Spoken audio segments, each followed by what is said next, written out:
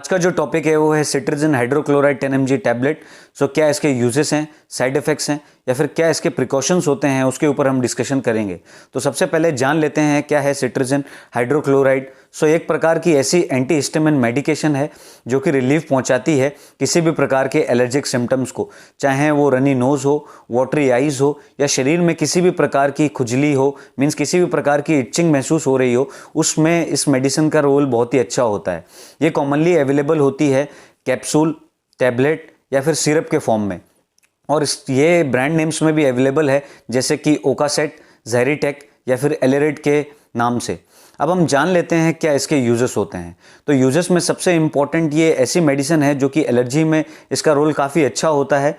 किसी भी प्रकार की एलर्जी हो, चाहे वो सीजनल एलर्जी हो या अपर रेस्पिरेटरी एलर्जी हो, उन सभी एलर्जियों को ये ठीक करने में समर्थ है और ये सबसे अच्छा रोल प्ले करती है। इसके अलावा जो दूसरी इंपॉर्टेंट चीज़ है वो है कि ये वासोमोटर राइनिटीज़ में बहुत ही अच्छा रोल प्ले करती है। सो वासोमोटर राइनिटीज़ एक प्रकार की ऐसी कंडीशन है जिसमें इन्फ्लामेशन होता है म्यूकस मेम्ब्रेन के अंदर, जो कि नोज़ के अंदर कॉमनली ये काफ़ी इरिटेशन प्रोड्यूस करता है। लेकिन ये मेडिसिन जो होती है ये ऐसे प्रकार के सिम्टम्स से पेशेंट को रिलीफ पहुँचाती है, तो उसमें भी ये बहुत ही अच्छा रोल प्ले करती है। और जो तीसरी कंडीशन है जो काफ़ी ज़्यादातर देखी गई है, जैसे कि अर्ट्रिकेरिया लाइक कंडीशन होती है, ये भी स्किन एलर्जी होती है जिसमें रेड रैशेस शरीर में आ जाते हैं और ये किसी भी रिस्पॉन्स के कारण आ जाते हैं, चाहे वो मेडिकेशन हो या किसी भी प्रकार के फूड के कारण या फिर किसी भी प्रकार के इरिटेंट के कारण।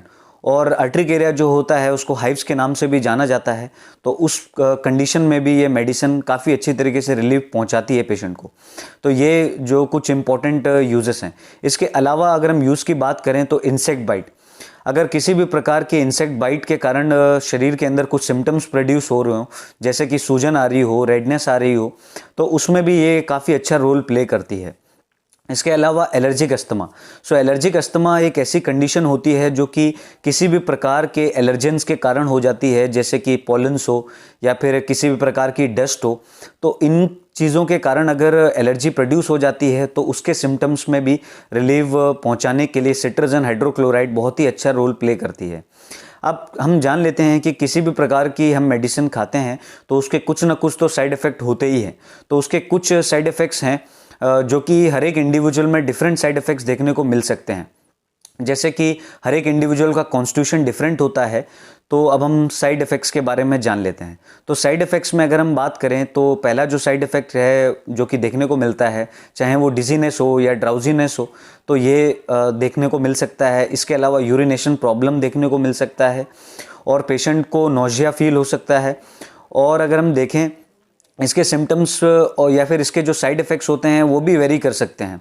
तो इसमें जो इसके अलावा स्टमक पेन या फिर ड्राई माउथ जैसी साइड इफ़ेक्ट्स हमको देखने को मिल सकते हैं। अब हम जान लेते हैं क्या प्रिकॉशंस का हमको ध्यान रखना चाहिए। तो प्रिकॉशंस में सबसे इम्पॉर्टेंट चीज़ ये है कि आपको हमेशा डॉक्टर्स की एडवाइस में कोई भी प्रकार की मेडिसिन लेनी है, कभी भी खुद से नहीं लेनी है। और सबसे इम्पॉर्टेंट चीज़ ये है कि इसको प्रेग्नेंट वुमेन अवॉइड करें, और जिनके शरीर में प्रोस्टेट एनलार्जमेंट का प्रॉब्लम हो तो उसका वो जो मेल्स हैं पर्टिकुलरली वो भी अवॉइड करें इसे। और इसके अलावा किसी भी प्रकार की किडनी डिसीज़ हो या लीवर डिसीज़ हो तो ये पेशेंट इस मेडिसिन का ध्यान रखें कि इस मेडिसिन को अवॉइड करें। So hope friends you like the video. So thank you friends.